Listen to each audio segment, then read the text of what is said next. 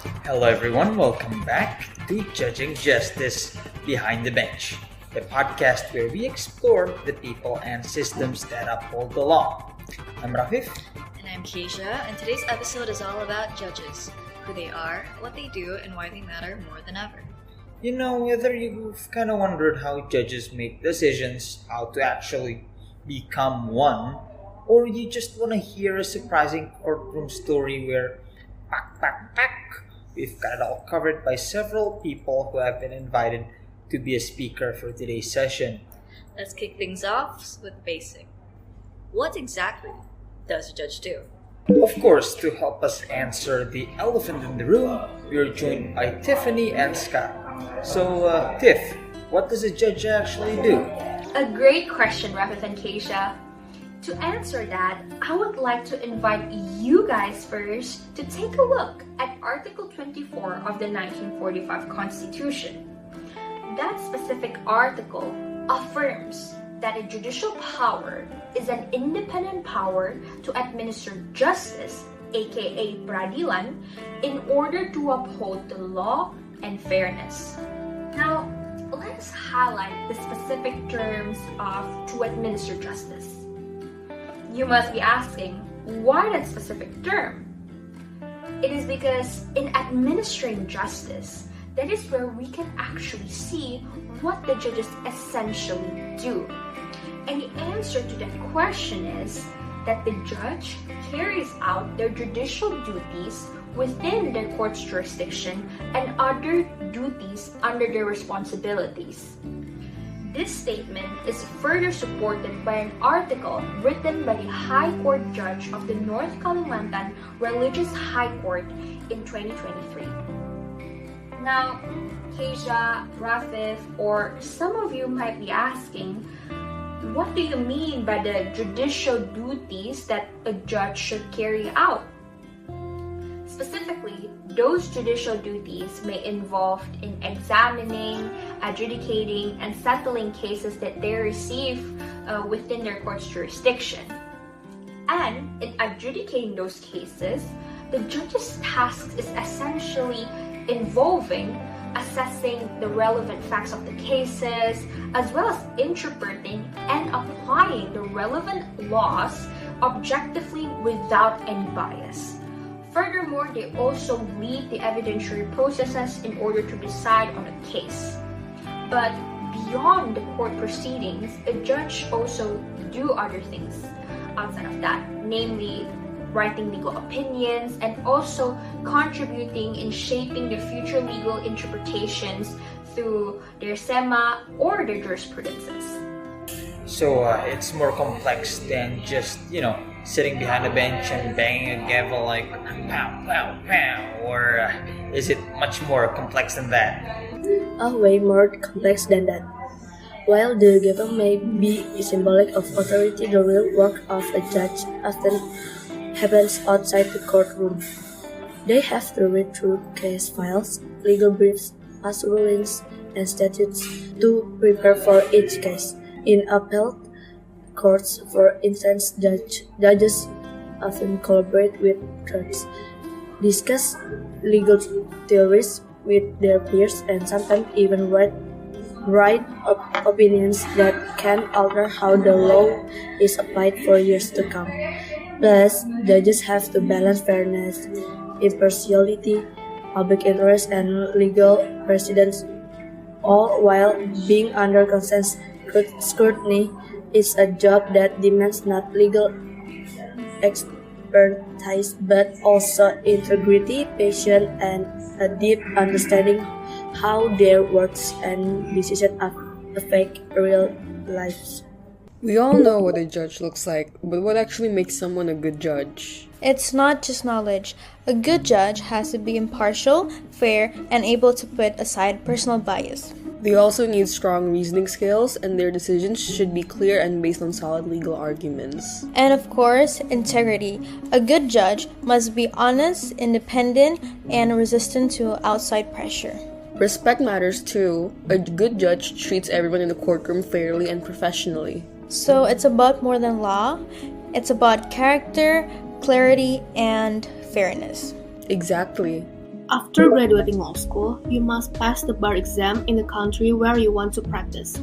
Like in Indonesia, you can apply directly through a recruitment program for candidate judges organized by the Supreme Court.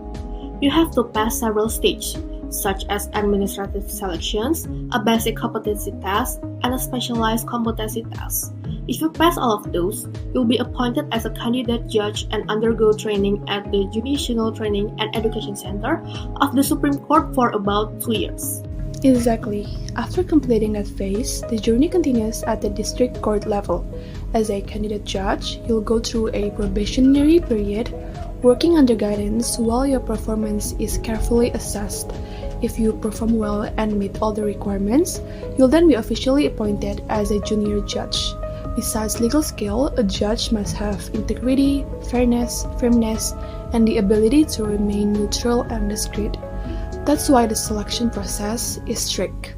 Judging isn't easy. One major challenge is maintaining impartiality in emotionally charged case.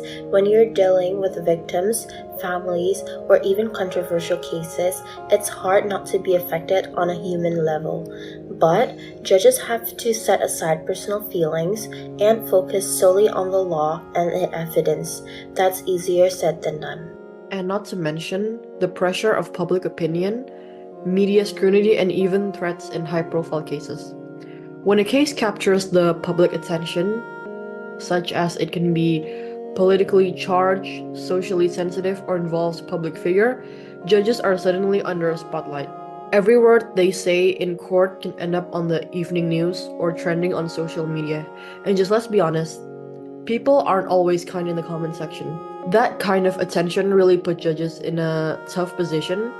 They're expected to stay completely neutral, but the noise outside the courtroom can be deafening. News headlines, opinions, online petitions, all of it can create an invisible pressure to rule a certain way, just to avoid backlashes. Then there's the sheer volume of work. Time pressure and case backlogs can often lead to burnout. Judges often face packed dockets with little time to fully reflect on the case and the way they might want to. The weight of making decisions that could change someone's life under tight deadlines can be overwhelming. In today's world, judge plays a vital role in protecting rights, upholding democracy, and maintaining public trust in legal system. Courts are often the last refuge for people seeking justice, especially when other institutes fail or are influenced by political or economic interests.